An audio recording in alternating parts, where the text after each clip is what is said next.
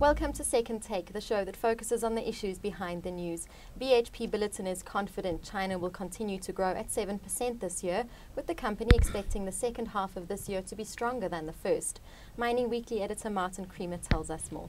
Welcome, Martin. Thanks, Shannon.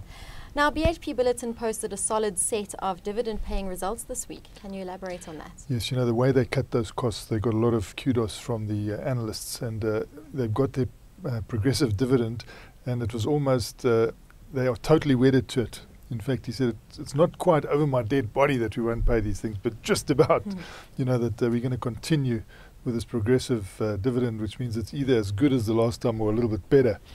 And in these circumstances, those are quite tough words, because will you have to borrow money to pay those? Well, certainly BHP Billiton didn't have to borrow any money at this stage. Although other companies, you know, you've seen they've had to borrow money to pay dividends, which seems ridiculous. But they feel that, you know, the way they're managing their cash at the moment, they'll be able to continue with this progressive dividend. There were a lot of questions from the analysts around that, because they were saying, you know, why do you want to stick to this so rigidly? And they feel, no, this is a commitment to our people. And I'm sure the shareholders down the line are very grateful for that, because it's quite a good return on the investment. And although, you know, their earnings, well, most of the headlines are about their earnings plummeting, in the circumstances, they did pretty well. They generated a lot of cash, and I think the CFO, Peter Bevan, who we know from these parts, he used to operate out of Joburg here, he's doing a pretty good job. And Andrew Mackenzie was very accommodating to journalists, to analysts. I mean, he really gave a lot of his time to answer all questions. So it was interesting the way they tackled these results, and I think they couldn't really be faulted in the circumstances, and they were praised a lot for actually cutting their costs so well. Now, BHP Billiton is poised to benefit in particular from the expected eclipsing of ferrous scrap by pig iron. And this was the thing, they were quite confident that China will have a market that will be good for, you know, BHP Billiton, particularly because of this pig iron situation. They're saying, okay, you know, the demand for the steel production is going to be slightly down. But coming up as a result of that is less ferrous scrap coming onto the market. So, and that is something that competes with your iron ore. So if there's less ferrous scrap, you feed pig iron into the system, and that helps BHP Billiton, because for that pig iron, you need the iron ore plus the coking coal, which they supply. But overall, he was saying, look, we can read China. We do think that China is working well on its economy. It's you know, it's moving from this investment economy to the consumption economy, in which we have been thinking would happen for a long time, because we've been watching China for so many years, because it's such a big market for us, and we see that unfolding, and we see it unfolding quite well.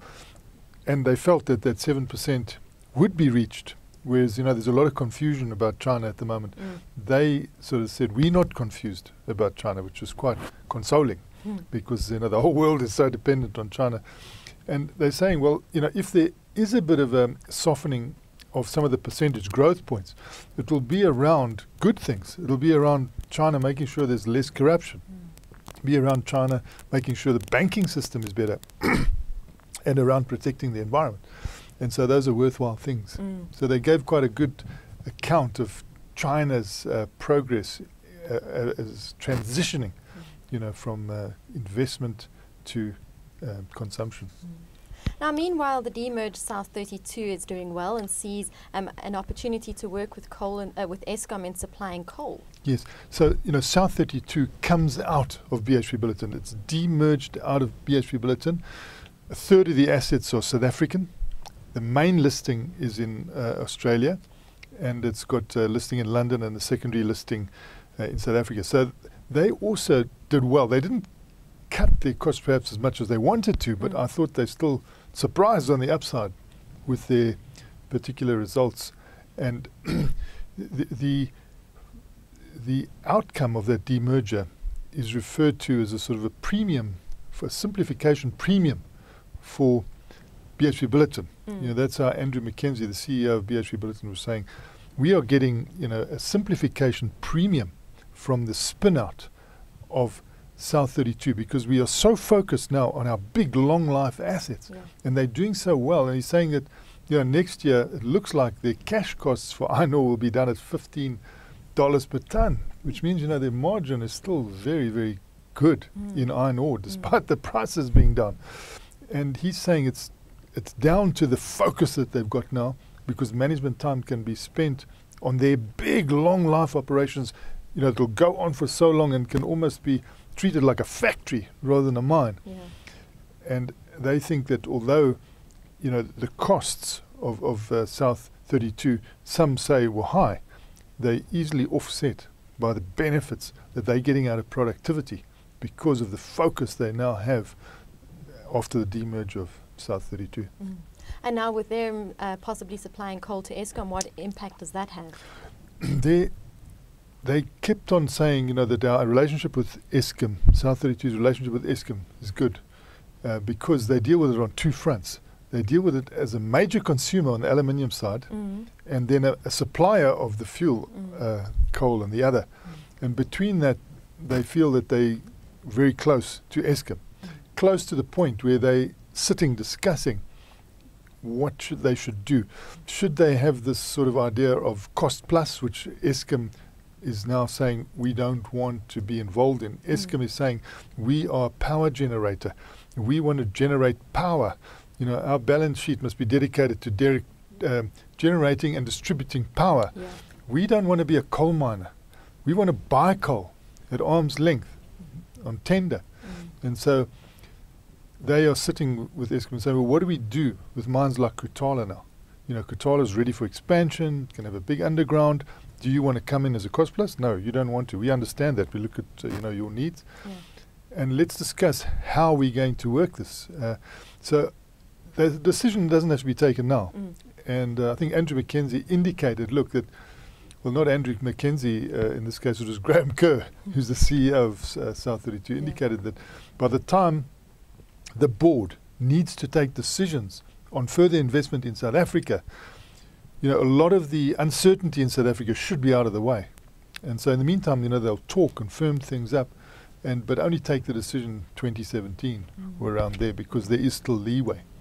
And so they feel that they can do a lot more with Eskom, which is good for South Africa, because that coal is so vital coming into our power generation, and they see themselves as a partner there. Now, what about the risk of Eskom imposing penalties on specifications not being met? Yes, we have had this situation with Optimum Coal, where Eskom suddenly said, look, you're not supplying coal to spec. We're going to penalise you 2 billion rand. And now I think they're looking for more penalties as well. That's plunged Optimum Coal into business rescue, and I see that they've made Eskom an offer now that they will supply coal at cost. The latest indications are that that business rescue situation isn't looking too good, so I think that a lot more communication is needed around that, because if it goes into liquidation, I think nobody's going to really win. But it was all around these penalties. So the questions were asked of South 32, in your coal activities in South Africa, is there a risk that you might also face these penalties? And they were saying there's no risk. There's no risk of that. In fact, they spoke of the case of the Duva, and they said that they actually incentivized to get into that sweet spot, the specification, which is what they do. So they are definitely within the spec and without any risk of being penalized. Well, thank you very much for chatting to us, Great Martin. pleasure, Shannon. That's it for today. Join us again next week for more news analysis on South Africa's mining industry.